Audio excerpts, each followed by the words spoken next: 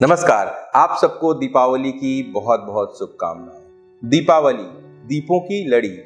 दीप प्रतीक है प्रकाश का, प्रकाश प्रतीक है ज्ञान का, ज्ञान जो कि हमें सभ्य बनाता है। सभ्यता सिर्फ इंसान के पास है। प्रकाश प्रतीक है रोशनी का, रोशनी प्रतीक है उम्मीद का, और अंधियारा प्रतीक है निराशा का। अंधियारे पर रोशनी की विजय, दीपावली का यह पर्व। ऐसे में मेरी कोशिश यह है कि आप स्टूडेंट के मन में एक ऐसा दीप जला सकूं उम्मीद का कि जिससे आपका करियर रोशन हो जाए। तो आपसे अनुरोध है कि इस वीडियो को अंत तक ज़रूर देखें। अगर किसी काम में व्यस्त हैं तो इसे सेव करके रख लें, आप बाद में देखें। लेकिन अगर आप इस वीडियो को अंत तक पूरा देखते हैं और अगर आप मेरी बात से सहमत होते हैं तो ध्यान दीजिएगा, सिर्फ 1 सेकंड का फ़र्क होता है। उस 1 सेकंड में आप ऐसा कुछ डिसीजन ले सकते हैं जहां से आपकी ज़िंदगी बदल सकती है, आपकी विचारधारा बदल सकती है और नो डाउट वो आपको सफलता के शिखर तक पहुंचा सकती है। नमस्कार, मैं ओम प्रभाकर भारती, मेडिकल काउंसलर। स्वागत करता हूं आप सबका। आज के इस वीडियो में बातें काउंसलिंग के बारे में नहीं होंगी, एडमिशन के बारे में नहीं होंगी।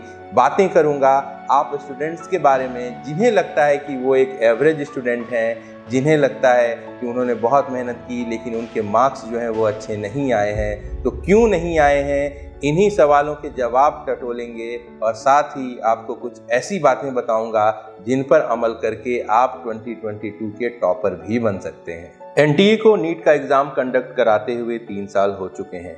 2020 में पहली बार ऐसा हुआ जब दो स्टूडेंट के 720 में 720 आ गए। वहीं 2021 में 3 ऐसे स्टूडेंट हैं जिनके 720 में 720 हैं। ऐसे में 16 लाख अभ्यर्थी हैं, केवल 3 स्टूडेंट 720 तक पहुंचे हैं। ये भी एक सोचने का नज़रिया हो सकता है। मैं आपसे पूछता हूं कि क्या कभी आपके मन में ये ख्याल आया कि आप भी 720 ला सकते हैं? पूछिएगा अपने आप से। अब मैं ये बताता हूं कि 5 बातें बताऊंगा आपको इस वीडियो में और उसके बाद आप भी 2022 में 720 ला सकते हैं। आप भी अखबारों पर छप सकते हैं अपनी सफलता की कहानी के साथ। और अगर मेरी ये बात सुन के जरा सा भी आपका दिल धड़का हो तो यकीन मानिए आपके अंदर वो सारी रिक्वायरमेंट्स हैं कि आप इस पोजीशन तक जा सकते हैं। सफलता कभी भी किसी एडिशनल सोर्सेस की मोहताज नहीं होती। सफलता पाने के लिए जो ज़रूरी चीज़ें हैं वो सब कुछ आपके अंदर हैं। जो 720 लाने वाले स्टूडेंट हैं, कभी न कभी उनके दिमाग में ज़रूर आया होगा कि वो यहाँ तक आ सकते हैं और उनके जो सोचने का तरीका है वो बाकी के 16 लाख छात्रों से अलग है। सिर्फ एक यही वजह है जो उनको इस मुकाम तक लेकर आई है और यही वजह आपको आपके अंदर पैदा करनी है। अगर आपने पहली बार नीट का एग्ज़ाम दिया है या फिर आप रिपीटर हैं, ऐसे में अगर आपको लगता है कि आपकी उम्मीद के मुताबिक मार्क्स नहीं आए हैं तो 2 वजहें हो सकती हैं। पहली वजह यह है कि आपने सही तरीके से तैयारी नहीं की है, कहीं कुछ कमी रह गई है। दूसरी वजह यह भी हो सकती है कि आपकी तैयारी बहुत अच्छी थी, मॉक टेस्ट में आपके मार्क्स बड़े अच्छे आ रहे थे, आपके 10 और 12th में भी मार्क्स अच्छे हैं, बावजूद इसके आप अच्छा स्कोर नहीं कर पाए क्योंकि एग्जामिनेशन में आप अच्छा परफॉर्म नहीं कर पाए। एग्जामिनेशन हॉल में आप चीज़ें भूल गए और इसकी वजह से आपका रिजल्ट खराब हो गया। दोनों ही परिस्थितियों में जो सॉल्यूशन है वो मैं आपको बताने वाला हूं। तो बेसिकली जो 720 लाने वाले स्टूडेंट होते हैं उनका जो सोचने का तरीका होता है, आपको बस उसे अपनाने की ज़रूरत है। कुल मिलाकर कई सारे ऐसे फैक्टर्स हैं जो कहीं न कहीं जिम्मेदार होते होंगे आपके इस खराब परफॉर्मेंस के पीछे। आप एक बार सोच कर देखिए कि कौन सी दिक्कतें थीं जिसने आपको अच्छा स्कोर करने से रोका है। या तो आपको अच्छे ट्यूशन्स नहीं मिले होंगे, रिसोर्सेज की कमी होगी, फैमिली कंडीशंस ठीक नहीं होंगी, मेडिकल इश्यूज हो सकते हैं, कोरोना का इम्पैक्ट बहुत ज़्यादा था, एनटीए ने क्या कुछ गड़बड़ी की है, करप्शन बहुत ज़्यादा है, एजुकेशन सिस्टम में खामी है। ये सारी कुछ ऐसी वजहें हैं जो कहीं ना कहीं आपको लग सकती हैं कि आपके परफॉर्मेंस के पीछे ये जिम्मेदार हैं। लेकिन यकीन मानिए, अगर आपके परफॉर्मेंस में सुधार नहीं आ रहा है तो इसके पीछे सिर्फ एक ही बात है जो कि जिम्मेदार है, वो है आपके विल पावर की कमी। अब आप कहेंगे कि सिर्फ विल पावर से ये चीज़ें कैसे अचीव हो सकती हैं। मैं एग्जांपल देकर बताऊंगा। विल पावर एक ऐसी चीज़ है, एक ऐसी पावर है जो आपको कहीं से कहीं तक पहुंचा सकती है। तो सबसे पहले ये करना होता है कि हमें ये तय करना होता है कि जीवन में हमें करना क्या है। अगर डॉक्टर बनना आपका सपना है तो आपको ये समझना होगा कि ये सपना आया कहाँ से। अगर आपके मन में इच्छा शक्ति है कि आपको इस प्रोफेशन को अपनाना है, आपको एज अ डॉक्टर अपना नाम कमाना है, आपको एक सफल डॉक्टर बनना है, तो ये सपना आपका अपना होना चाहिए, न कि आप किसी के कहने पर कर रहे हैं, न कि आप अपने दोस्तों को देखकर आपने इस रास्ते का चुनाव किया है। अगर ये बिल्कुल आपका सपना है तो यकीन मानिए कई सारे रास्ते हैं, बहुत ज़्यादा मुश्किल कहीं पर भी नहीं है। आपको बस रेगुलर रहना है, आपको बस अपना सिलेबस पूरा करना है, आपका जो ध्यान है वो आपको एकाग्र रखना है, क्योंकि आपको एक अच्छा डॉक्टर बनना है। अपने आप को अगर आप फ्यूचर का एक अच्छा डॉक्टर देखना चाहते हैं तो बस ये 2-4 चीज़ें आप अपना लेंगे, रास्ता कब तय हो जाएगा आपको पता भी नहीं चलेगा। किसी ने बड़ी अच्छी बात कही है, सपने वो नहीं होते जो हम सोते हुए देखते हैं, सपने वो होते हैं जो हमें सोने नहीं देते। जी बिल्कुल, अगर आपने तय कर लिया है कि डॉक्टर बनना है तो इसे एज ऑप्शन न लेकर चलें कि ठीक है प्रयास करेंगे, हो गया तो अच्छा है, नहीं तो कुछ और कर लेंगे। बिल्कुल भी नहीं, आपका एकमात्र ऑप्शन है कि डॉक्टर बनना है। क्यों बनना है? क्योंकि डॉक्टर ही बनना है। आप अपने आप को एज अ फ्यूचर डॉक्टर देखते हैं। इसके साथ साथ आपको क्या करना है, कुछ भी अलग से नहीं करना है। एक बार जब माइंडसेट हो जाए कि डॉक्टर बनना है तो फिर आपको नॉलेज गेन करनी है, पढ़ाई करनी है, अपने सिलेबस को पूरा करना है। क्यों पूरा करना है? नीट में अच्छा स्कोर करने के लिए नहीं, इन्फॉर्मेशन लेने के लिए, क्योंकि वो आपका काम है, वो सिलेबस आपके लिए बना है। और आपके दिमाग में ये बात होनी चाहिए कि कुछ भी इसमें टफ नहीं है, कुछ भी इजी नहीं है, ये सारी इन्फॉर्मेशन मेरे लिए बनाई गई है और इस पर मेरा 100% कमांड होना चाहिए। कहीं भी रहें, रात को सोते समय एक बार रिवाइज कर लें, कुछ भी करते रहें, कुछ एंजॉयमेंट कर रहे हैं, खेल कूद कर रहे हैं, कुछ एंटरटेनमेंट देख रहे हैं, आपके दिमाग में एक बात होनी चाहिए कि मुझे पढ़ाई भी करनी है, मुझे पढ़ाई में रेगुलर रहना है। क्यों रेगुलर रहना है? क्योंकि कुछ उसमें इन्फॉर्मेशन ऐसी हैं जो अभी मुझे ठीक से याद नहीं है। यही रेगुलरिटी आपको आगे लेकर जाएगी। तो जो सबसे पहली चीज़ आपको करनी है वो ये तय कर लेना है कि आपको डॉक्टर ही बनना है और इसके लिए जो कुछ भी करना है आप करेंगे। दूसरा काम क्या करना है? दूसरा काम आप अपना टारगेट सेट करिए। कौन सा टारगेट? कि आपको नीट में स्कोर कितना करना है। कई बार मैंने देखा है स्टूडेंट को कि ये पता है कि 610 पे अब सरकारी कॉलेज मिलता है तो वो 650 का टारगेट रखते हैं। किन्हीं को प्राइवेट कॉलेजेस में जाना है तो वो पहले से ही 500-450 का टारगेट रखते हैं। किन्हीं को लगता है कि जस्ट क्वालिफाई हो जाएंगे तो वो 150 का टारगेट रखते हैं। प्रॉब्लम यहीं पर है, वो सिलेबस आपके लिए बना है तो आपका जो टारगेट है वो 720 होना चाहिए। अगर आप मॉक टेस्ट दे रहे हैं तो आपको पता होता है कि आपके मार्क्स फिजिक्स में कम आ रहे हैं, केमिस्ट्री में कम आ रहे हैं, बॉटनी में या फिर जूलॉजी में, जहाँ पर भी कम आ रहे हैं वहाँ पे आपको और ज़्यादा अटैक करना है, आपको उसको पहले कंप्लीट करना है। दिमाग में बस एक ही बात होनी चाहिए कि मैं ये पढ़ाई नॉलेज के लिए कर रहा हूँ।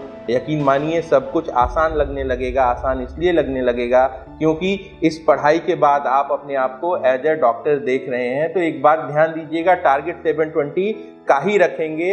एग्जाम्पल देके बता देता हूं कि कोई भी स्टूडेंट जिसे लगता है कि वो अगर क्वालिफाई भी हो जाए तो ये उसके लिए अचीवमेंट होगी, 150-200 के लिए जो कोशिश करता है जिंदगी में कभी भी उसके 720 मार्क्स नहीं आ सकते। लेकिन जो स्टूडेंट 720 मार्क्स के लिए तैयारी करता है उसके जिंदगी में कभी 150 मार्क्स नहीं आएंगे, ये मेरा दावा है। तो ऐसे में आपका जो टारगेट है वो 720 ही होना चाहिए। अब बात आती है कि परिस्थितियों का क्या। कई सारी प्रॉब्लम्स हैं जो आती रहती हैं, अनएक्सपेक्टेड आती रहती हैं, लेकिन याद रखिएगा कि ये जो प्रॉब्लम्स हैं ये पूरी जीवन भर आएंगी। कभी भी प्रॉब्लम्स आए, कभी भी आपको आशा के हिसाब से रिजल्ट नहीं मिले, आपको निराशा हो तो निराश मत होइए, उसको आप तुरंत पॉजिटिव एनर्जी में तब्दील कर दीजिए। क्योंकि संघर्ष जितना ज़्यादा होगा सफलता उतनी ही बड़ी होगी। ज़िंदगी में कुछ भी आपको गिफ्ट में नहीं मिलता, ज़िंदगी में आपको वही चीज़ें मिलती हैं जो आप डिज़र्व करते हो। तो अपने आप को इस लायक बनाइए कि आप उस सफलता के लिए डिज़र्विंग हो। ये सफलता का सबसे बड़ा मूल मंत्र है। परिस्थितियां आपको कभी मजबूर नहीं करती, हम अपनी सोच से मजबूर होते हैं। हमें ये लगता है कि मेरी कंडीशंस खराब हैं, हम ये नहीं कर सकते, बट यकीन मानिए अगर आप ये सोच लें कि किसी भी परिस्थिति में हम पीछे नहीं हटेंगे, मैं हार नहीं मान सकता, परिस्थितियां अपने आप आपके अनुकूल हो जाएंगी, आपका जो रास्ता है वो आसान हो जाएगा। अगर आपको लगता है कि आप एक एवरेज स्टूडेंट हैं तो यकीन मानिए जिस दिन सफल होंगे सबसे बड़ा एग्जाम्पल आप ही सेट करेंगे। एग्जाम्पल समझ लीजिए कि अगर एक IAS ऑफिसर का बेटा IAS बनता है तो ये उतनी बड़ी न्यूज़ नहीं बनती, लेकिन एक रिक्शा चलाने वाले की बिटिया जब IAS बन जाती है तो ये पूरे देश भर में सुर्खियों में आता है। तो कभी इमेजिन करते हो कि आप भी इस पोजीशन पर जा सकते हैं, तो आप बिल्कुल जा सकते हैं। आपको बस फासला ये रखना है कि बाकी दूसरे लोग जिस तरीके से सोचते हैं कि वो ये नहीं कर सकते, आपको इस चीज को उलट देना है। आपको अपने आप को यकीन दिला देना है कि आप ये कर सकते हैं, आप इसी के लिए बने हैं। कोई भी ताकत आपको सफल होने से नहीं रोक सकती, कोई भी प्रॉब्लम आपको फिर नहीं रोक पाएगी। सारे प्रॉब्लम्स का सॉल्यूशन निकलता चला जाएगा। प्रॉब्लम से भागकर हम कभी भी बच नहीं सकते, लेकिन प्रॉब्लम से अगर हम टकराते हैं तो हम सीखते हैं, और ये जो सीख है ये पूरे जीवन भर काम आती है और आपको सफलता तक पहुंचाती है। बातें संघर्ष की हो रही हैं, परिस्थितियों की हो रही हैं। आप में से हजारों स्टूडेंट से मेरी बात हुई है, उनके साथ जो समस्याएं होती हैं वो वाकई जेन्युइन होती हैं। प्रॉब्लम्स तो हैं ही, लेकिन ये सारी बातें जो मैं आपको बता रहा हूँ ये कोई मोटिवेशन नहीं है, ये जीवन का सच है। इसका प्रूफ चाहते हैं तो फोर्ब्स की लिस्ट उठा के देखिए। पूरे विश्व के जो जितने भी बिलियनियर्स हैं उनमें एक एक की आप बायोग्राफी देखिए। उनके जीवन में बहुत ज़्यादा संघर्ष रहा, वो उस संघर्ष से निकल कर ही यहाँ तक आए हैं। तो मेरी ये बात आप बिल्कुल मन में बिठा लीजिए कि अगर परिस्थितियाँ खराब हैं तो संघर्ष ज़्यादा है, और संघर्ष ज़्यादा है तभी सफलता की संभावना बहुत ज़्यादा है। एक कविता है, बहुत प्यारा सा उसका अंश है, आपके साथ शेयर करना चाहूँगा।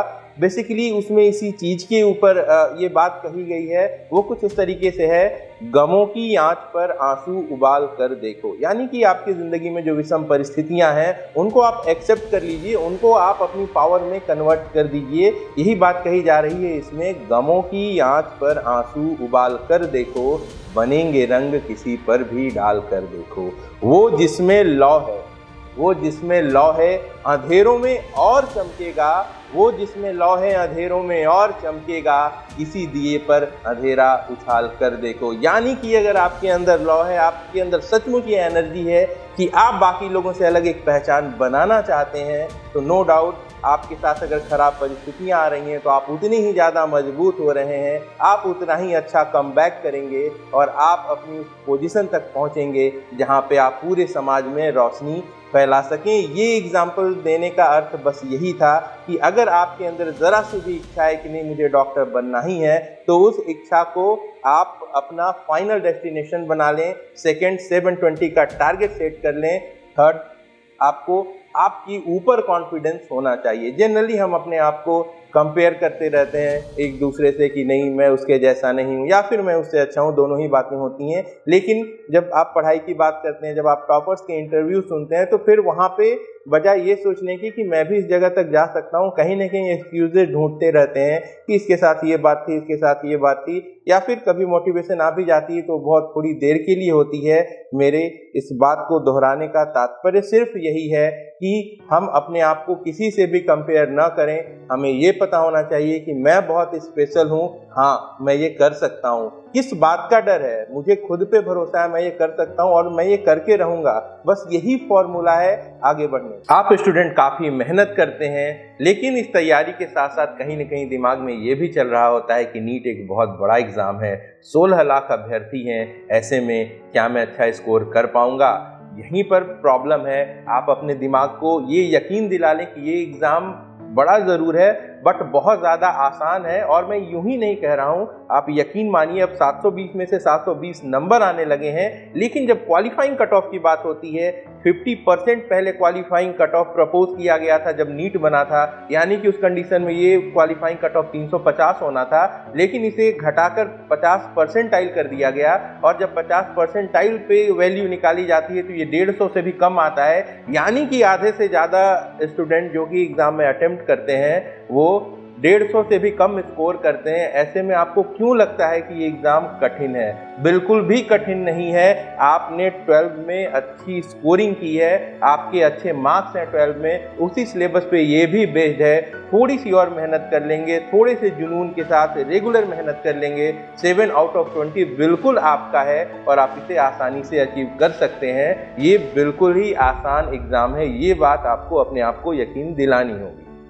मेरा जो अगला पॉइंट है वो इसी से मिलता जुलता है। अभी बातें कॉन्फिडेंस की हो रही थी, इसके जस्ट उलट फियर ऑफ फेल्योर भी बहुत ज़्यादा हावी हो जाता है स्टूडेंट के ऊपर। जब वो एग्जामिनेशन हॉल में पहुंचते हैं तो वहाँ काफ़ी ज़्यादा नर्वसनेस होती है, एंग्जाइटी होती है, याद की हुई चीज़ें भूलने लगती हैं। क्यों भूलने लगती हैं?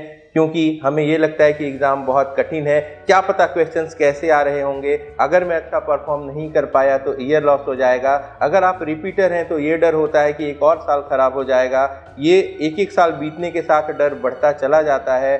सोसाइटी का प्रेशर कहीं ना कहीं हमारे ऊपर होता है कि अपने दोस्तों को मैं क्या जवाब दूंगा, रिलेटिव्स पूछते हैं कि इतने साल से तैयारी कर रहे हैं क्या रिजल्ट है, पेरेंट को फेस करना होता है, अपने ट्यूटर्स को फेस करना होता है। तो कहीं ना कहीं ये जो डर है ये भी आपके ऊपर बहुत ज़्यादा हावी हो जाता है। एग्ज़ाम फोबिया जो होता है वो बहुत ज़्यादा आपके इम्पैक्ट पे प्रभाव डालने लगता है, आप का टेम्परेचर बढ़ जाता है, वहाँ पे आप चीज़ें भूलने लगते हैं। तो इसको आउटकम करने का जो तरीका है ये यही है कि आपको ये भरोसा होना चाहिए कि नहीं, मेरी तैयारी अच्छी है, क्योंकि आपने अच्छी तैयारी की है और मैं बहुत अच्छा परफॉर्म करने वाला हूँ। एक बात याद रखिएगा कि अगर आपने अच्छी से तैयारी की, इसके बावजूद अच्छा परफॉर्म नहीं कर पाए, तो वहाँ पे कुछ न कुछ ज़रूर होता है जो मिस हो चुका होता है। आप अगर उसको एक्सेप्ट कर लेते हैं तो नो डाउट आप नेक्स्ट अटेम्प्ट में उसे इम्प्रूव कर सकते हैं।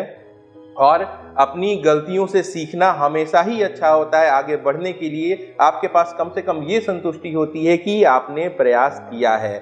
तो अगर आपकी थिंकिंग इस तरीके की है जो मैं शुरुआत से बताते आ रहा हूँ कि आपको खुद पे भरोसा है कि नहीं आप ये कर सकते हैं, आपने टारगेट सेट कर लिया है कि नहीं ये काम आपको करना ही है, आपने टारगेट सेट कर लिया है 720 का, जब आपका विल पावर इतना ज़्यादा स्ट्रांग है तो आप कुछ भी करेंगे तो सिर्फ वहाँ पे दो ही ऑप्शंस होंगे, या तो आप जीतेंगे या फिर आप सीखेंगे। अपने अनुभव से इंसान को सीखना चाहिए, अपनी कमियों को एक्सेप्ट करना चाहिए, उस पर वर्क करना चाहिए। यकीन मानिए ज़िंदगी में जिस दिन आप निराशा होने पे, हारने पे, अपने प्रयास के विफल हो जाने पे दिल से मुस्कुरा देंगे, उसी दिन आपकी सफलता का कीर्तिमान बनना निश्चित हो जाएगा। ये एक बहुत बड़ी सीख है जो आपको आपकी पूरी जिंदगी के लिए अपनानी है। आप सबने अपने जीवन में कई महापुरुषों की शख्सियत की इंस्पिरेशनल स्टोरी सुनी होंगी, इनसे हमें मोटिवेशन मिलता है, काफ़ी कुछ सीखने को मिलता है। लेकिन मैं जिनके बारे में बताऊंगा शायद कुछ लोग उनको न जानते हों। तो मैं बेसिकली बात कर रहा हूं एक 27 वर्षीय युवक की जो कि बिहार से था। 27 साल की उसकी उम्र थी, पत्नी को गंभीर चोट लगती है, वो उसे जल्दी से अस्पताल ले जाना चाहता है लेकिन वक्त पर नहीं पहुंच पाता क्योंकि रास्ता लंबा था, छोटा रास्ता भी हो सकता था लेकिन उस रास्ते में एक बड़ा पहाड़ था। वो अपनी पत्नी को खो देता है लेकिन इसके बाद उसके अंदर एक जिद जन्म लेती है, इस पहाड़ की वजह से मुझे नुकसान हुआ है, मैं इस पहाड़ को नहीं छोड़ूंगा। वो 27 वर्षीय युवक अपनी सारी दुनियादारी छोड़कर उस पहाड़ से अकेला भिड़ जाता है। सिर्फ एक छेनी और एक हथौड़ी की मदद से वो पहाड़ पर एक के बाद एक कई वार करता है, एक एक दिन करके वो 22 साल बिता देता है। लेकिन इस 22 साल के बाद क्या मिलता है? वह माउंटेन मैन एक मिसाल कायम कर चुका होता है। 330 फीट लंबा रास्ता, 25 फीट की गहराई, 30 फीट की चौड़ाई। एक बार जरा सोच कर देखिए कि 22 वर्षों तक उसने कितनी मेहनत की होगी। एक अकेला व्यक्ति पहाड़ कैसे तोड़ सकता है? हम लोग मुहावरे में ये बातें कहते हैं लेकिन उसने इस मुहावरे को सच कर दिखाया। मैं बिहार के दशरथ माझी को सत सत नमन करता हूँ उनके अद्भुत व्यक्तित्व के लिए, उनके उस महान कार्य के लिए, उनकी उस भावना के लिए, उनके निस्वार्थ भाव के लिए, उनकी उस जिद के लिए जिसने पहाड़ को अपने सामने झुका दिया।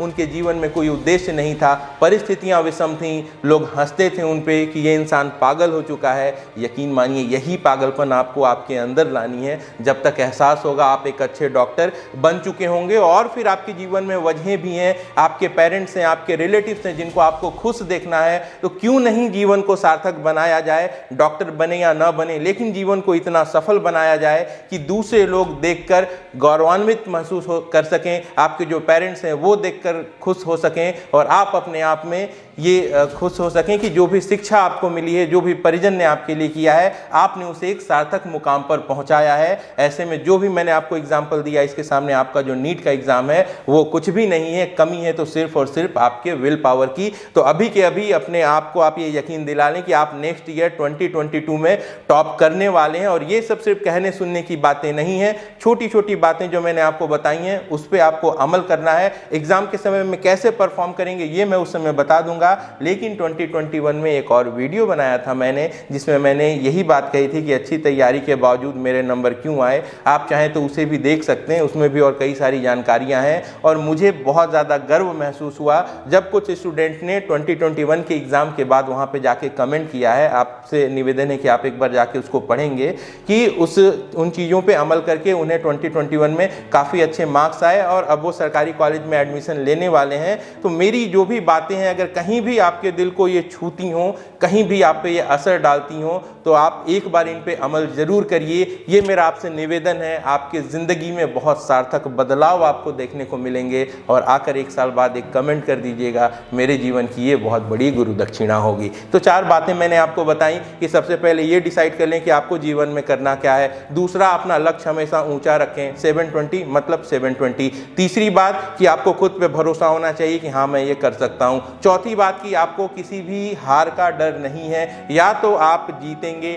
या फिर आप सीखेंगे। अगर सफल नहीं होते हैं फिर से प्रयास करेंगे और मजबूत होकर लौटेंगे और फिर से फेस करेंगे। और 5वीं सबसे ज़्यादा ज़रूरी बात कि practice makes a man perfect. जो भी पढ़ाई करते हैं उसको प्रैक्टिस ज़रूर करें, सेट प्रैक्टिस ज़रूर करें। बड़े बड़े इंस्टीट्यूशंस हैं देश में, वो बहुत अच्छा पढ़ाते हैं छात्रों को, लेकिन मुझे एक बहुत बड़ी कमी दिखाई दे रही है कि छात्र जो हैं वो प्रैक्टिस करने में कहीं ना कहीं पीछे रह जा रहे हैं।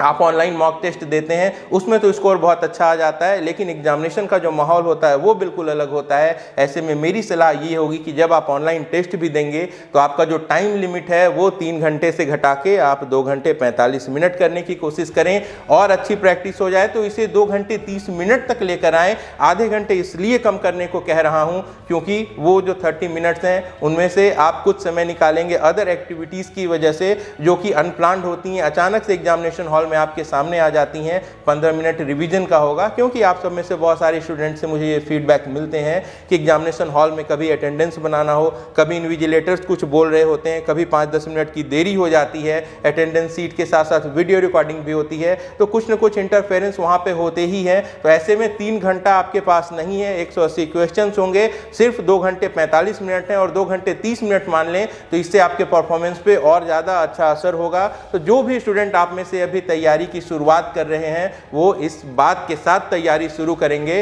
कि ना तो उनका फिजिक्स वीक है, ना तो उनका केमिस्ट्री वीक है, ना ही जूलॉजी, ना ही बॉटनी। ये चारों ऐसे सब्जेक्ट हैं जो 100% उनको आते हैं। अगर नहीं आते हैं तो वो बहुत जल्दी सीख लेंगे और 2022 के वो टॉपर हैं। 720 में 720 नंबर उनका कहीं भी नहीं गया, पर्याप्त वक्त है, वो अच्छे से तैयारी करेंगे और 720 लाकर अचीव करके मुझे बताएंगे, सारी दुनिया को बताएंगे कि हाँ वो कर सकते हैं। मुझे पूरा भरोसा है कि आप में से कुछ लोग जो ये वीडियो देख रहे हैं ये ऐसा करने वाले हैं। मैं बहुत एक्साइटेड हूँ उस 1 साल बाद के वक्त के लिए। तो आप सबको इस दीपावली की हार्दिक शुभकामनाएं। फिर से सभी को इससे ये सीख लेनी चाहिए कि ज़िंदगी में आप जो चाहें वो कर सकते हैं, कुछ भी इम्पॉसिबल नहीं होता।